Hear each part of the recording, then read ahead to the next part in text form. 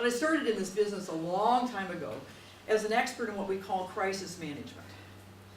And so in those days, crisis was defined as anything that could happen that you didn't anticipate, that could do potential harm to your tangible or intangible assets. Right? That was the definition of crisis. Anything that could happen that you didn't anticipate that could do potential harm to your tangible or intangible assets. And that, my friends, is now the definition of a day. So were there some lessons in crisis management and how to handle crises that we could pull forward? And the answer is yes. We've learned some really interesting things about how to handle crisis that can now be used as tools on a daily basis, because it's all a potential crisis. The second thing is there's the whole concept of change management. I know you know this. Let me also tell you this is also old news. First of all, my friends, have you noticed that what's going on out there is happening all day long, every day? Then you can't call it change. If it's the norm, you can't call it change. And the people have been struggling out there in the field to try to figure out what's a new name for this, so they're now calling it the new normal. But you know, we've got to get rid of some of these labels. If we call it change, that means something to us. It also implies that it's temporary. This is not temporary, this is what it is. I also always hated the word management. Here comes this change, we need to manage it, which puts us behind it and reactive to it. And what we need to do is be in front of it, anticipating it and being ready for it as opposed to being behind it. So then the third one, of course, is one of my favorites. If you Google the next word I'm going to show you, you'll find that there are 400, and this is probably already old news, because I did this just a few days ago, 415 million hits on the word leadership. And there are, in Amazon, I'm sure this has changed in the last few days, 68,740 books with the word leadership in them. Do you have any idea how many people think they're experts in leadership? That's how many. If we're that good at it, don't you think we'd be better at it by now? Isn't that interesting? It's one of the most lucrative fields in the world today, is the field of leadership and developing leaders.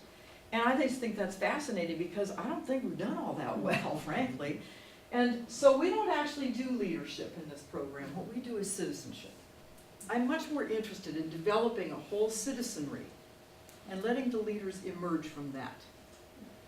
So I'll beg your forgiveness. I have taught both in masters and MBAs, and I've also taught MPAs. So I've crossed both fields. It's a lonely job, but somebody's got to do it. And it's interesting to me because constantly ask the people who think they're leaders, right? And they're studying to be leaders and so on. And I just find that kind of baffling, because if you want to know if you're a leader, look behind you. If there's nobody back there, you're not one. It's a very simple little task. It's not something self-designated. We don't get to decide if we're leaders. Somebody else decides that. So that whole process has been kind of interesting to me too, and I'm much more interested in developing the skill sets in every single solitary human being who walks around on this planet, instead of just relegating it to a handful of people who self-designate themselves as leaders. It just doesn't work that way. Let the leaders emerge from the pack. And then, of course, the final thing that drove me and Anna and Beth to this point, frankly, is respect for individual abilities and contributions. If we're developing citizens, just basic average human beings out there to be ready for anything, and moving from the 1950s to the 21st century, meaning getting away from that top-down, somebody's going to tell you what to do, and then you just do it, to developing a place where we have people who are actually thinking, and actually respecting and valuing their contributions and their abilities. If you get in the balcony for a couple of minutes with me, you'll start looking around and realize we've been hugely disrespecting the abilities of human beings. It's one of the themes that goes through just about everything right now, is not believing people are capable. And so there are all kinds of ways that we do this, even from good intention. But you know, it's just, we got to step up, folks. And we have to recognize that other human beings want to and can. There are more grassroots movements going on in the United States right now than probably ever before. Organic grassroots movements of people who just get together and want to make a difference. There is nothing more exciting than that. There's also nothing more heartbreaking than watching a group of people want to step up but not having the tools to do it. How many of you have seen a group of people really try to make a difference and it falls apart on them? And that's because, I swear to you, it's because they don't have the tools. Not because they're not capable, it's because they don't yet have the tools in their toolkit. So that's how we got to this point. And what abilities will be necessary in order to survive in the 21st century, and can everybody learn them?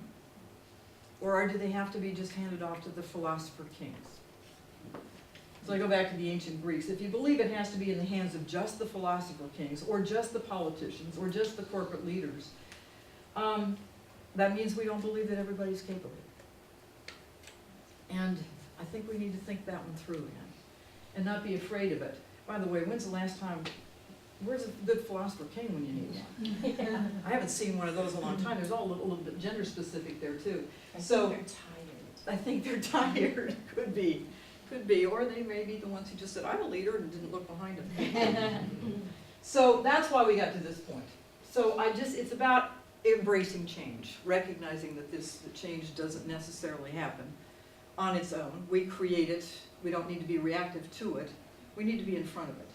So because in fact shift happens, and we're right in the middle.